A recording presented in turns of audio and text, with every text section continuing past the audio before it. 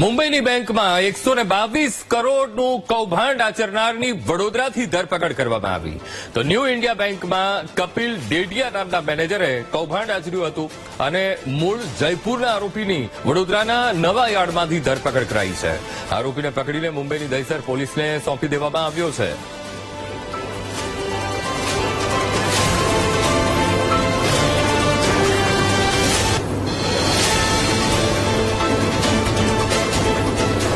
ધ્રાંગધ્રાના કુડા road પર વાડીમાંથી chemical ચોરીનો case અને 10 દિવસ પહેલા 3,30,000ની કિંમતનો મુદ્દામાલ પકડાયો હતો.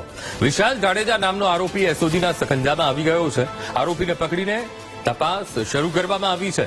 ધ્રાંગધ્રામાં 1 મહિનામાં કેમિકલની આ બીજી ચોરી પકડાઈ છે.